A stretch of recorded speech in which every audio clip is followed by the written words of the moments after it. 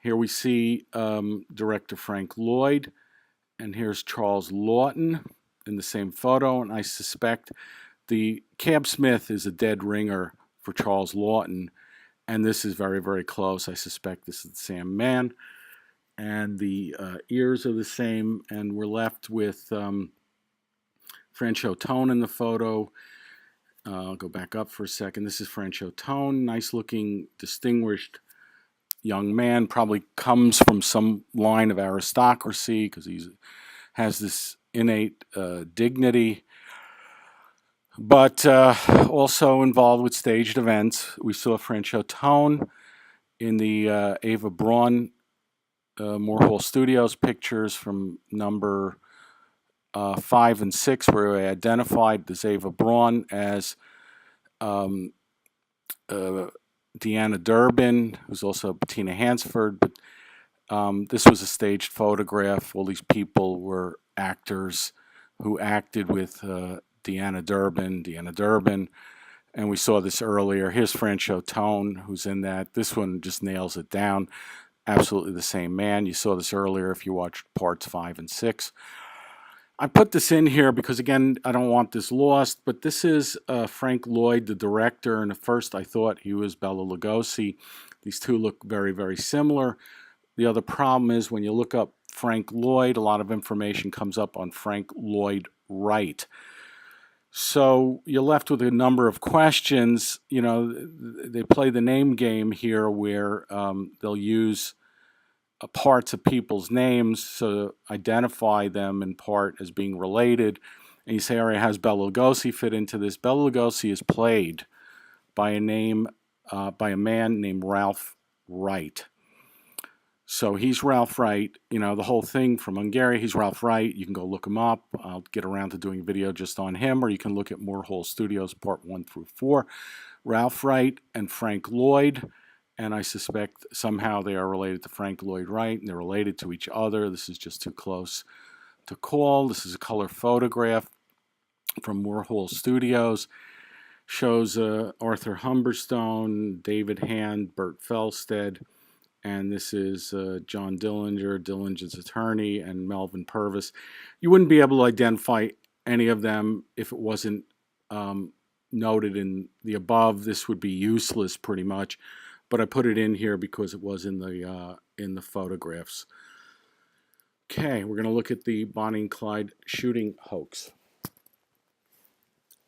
We're going to look at the Bonnie and Clyde shooting hoax. So here's a picture. It's probably my favorite picture of Bonnie Parker and Clyde Barrow. And this is from the early 30s, this picture. And these are well-known murderers, American outlaws, robbers, criminals. They traveled to central United States with their gang, including Buck Barrow, Blanche Barrow, W.D. Jones, Raymond Hamilton, Joe Palmer, and on and on. They commit bank robberies, they rob small stores, they kill people, police officers, civilians.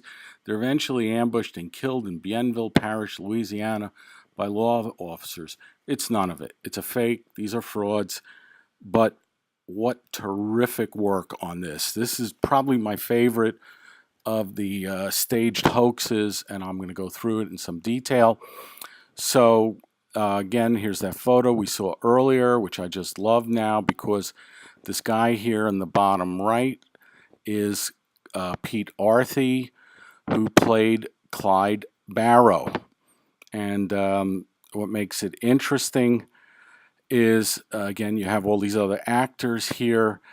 So you have Boris Karloff and the others, but I mean, here you have John Dillinger and Clyde Barrow in the same picture. Not supposed to be there. I mean, John Dillinger and Clyde Barrow, I don't think they would cross paths. The Barrow shooting is much earlier than the Dillinger. And our G-man Melvin Purvis there, who shot John Dillinger, it's outrageous, in fact, and you know, it's a good thing you have Frankenstein's monster over here to keep people in line because this is just absurd. So here's Bonnie and Clyde again, and here's Clyde Barrow. Pete Arthey plays Clyde Barrow. You can see the resemblance. This is much earlier This is a very, very early picture of him. And here you have what's called lens distortion, which gives him a little bit of a flattening look in the picture. And here, a nice rounded look. The camera is probably a little closer here. And here we have a very good picture. It's a little blurry, but you can see the basic resemblance between the two. And there's some kind of ridiculous prosthesis they put on Clyde Barrow. I don't think they did a great job. It looks like they took a Band-Aid and stuck some gauze under it, slapped it on, then threw some makeup on. You know, it's just sort of ridiculous to build up the chin. And here's another picture of Pete Arthey we saw earlier. Somebody who does biometrics might be able to get something out of it. This is probably the showstopper. Again, my favorite picture of Bonnie and Clyde. And here you can get a great resemblance, good shot of the nose because we have a little bit of a side angle, even have a little bit of ear, but you can see the same sort of smirking look about them, the same grinning, grimacing eyes and eyebrows and brow. This is the same man. This is a beautiful picture of the two of them.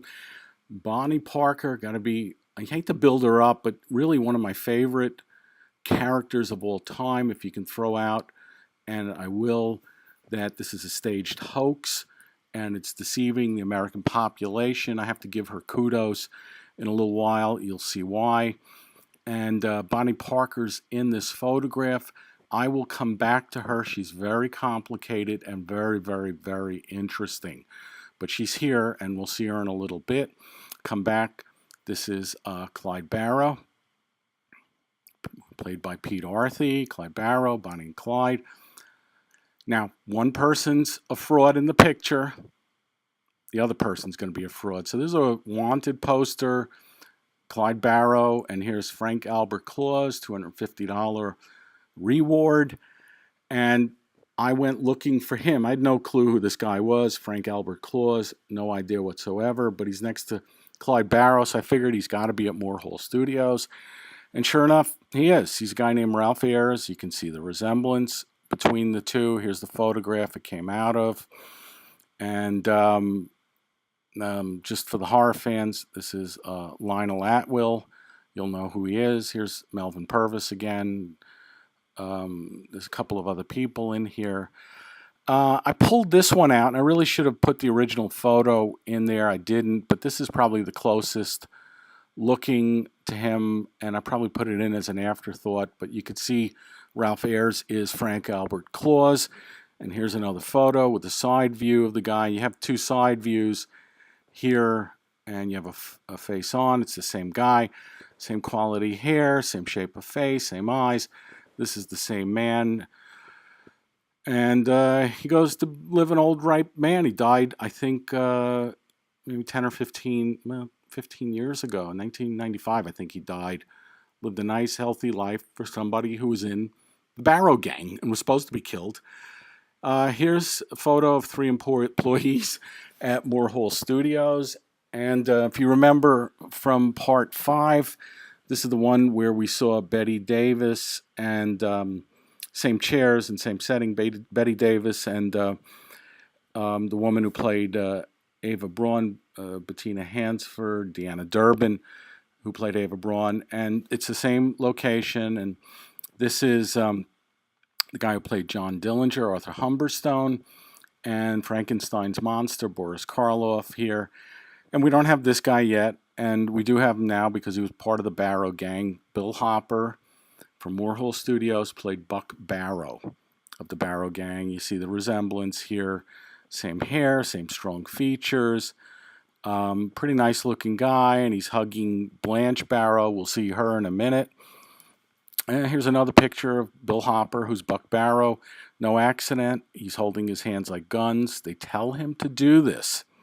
They tell him to do this. This is for inside people. It's like a little time capsule somewhere. They're going to study this. Yes, now. We're studying this now. So if you want to learn about how to do hoaxes, here it is. You have Buck Barrow, played by Bill Hopper. They put this in here for us. Whoever discovers it, God bless. Here again, Blanche Barrow. We'll see a couple other people in this photograph. I'm going to come back one second. That's Ralph Ayers. Again, that's the photo I got him from earlier when I said I wish I'd put the photo up there. There he is, who played the other bank robber. All right, Blanche Barrow over here, the wife of Buck Barrow. And I don't think I have the name of this woman here. She's next to Ava Braun, Bettina Hansford, Deanna Durbin. And you can see there's this kind of peculiar flattening of the face. The nose is kind of flat. There's a problem with the eye here. And here again, you see there is some kind of issue with this eye. There's some swelling over it. You can see the lips are fairly similar. I have some even better pictures. This is the same woman, by the way. I know they look different hair. She's got kind of a Spanish look about her, and here not, but by definition, it's the same woman. This is Bonnie Parker. We'll see her in a second. And here again, this is the same woman. You can see maybe they rounded the cheeks or a little lens distortion. Problem with the eyes, problem with that left eye, same shaped face, and pursed lips. But Blanche Barrow, W.D. Jones from the Barrow Gang, and nice looking man, beautiful, handsome guy.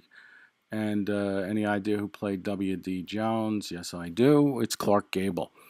So Clark Gable, a very fine actor, very famous, shows up in Gone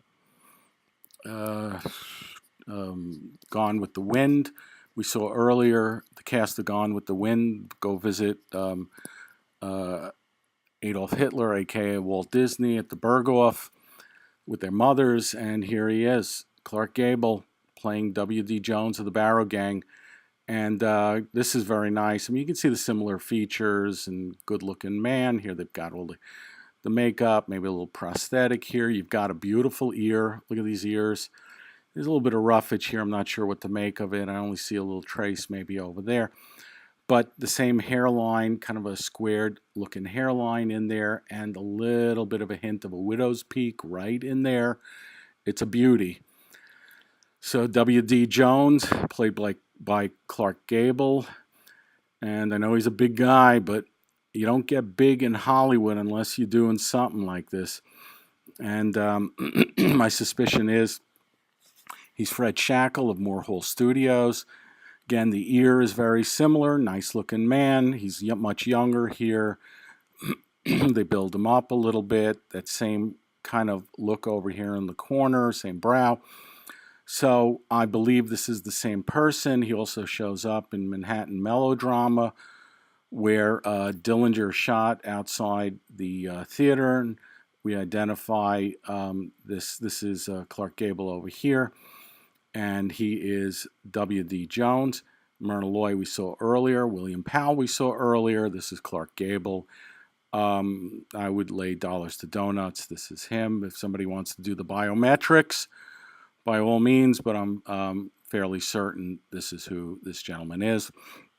Another person from the Barrow Gang, guy named Russell Gibson, and here he is in the Moor Hall Studios photograph. And here you can see this was Frank Albert Claus. That's the name of the guy. Here's Buck Barrow. So you have three guys from the Bonnie and Clyde shooting hoax. This is him over here. You even get the hint of the cleft chin. Looks like he may have really had one. I don't know if they added in.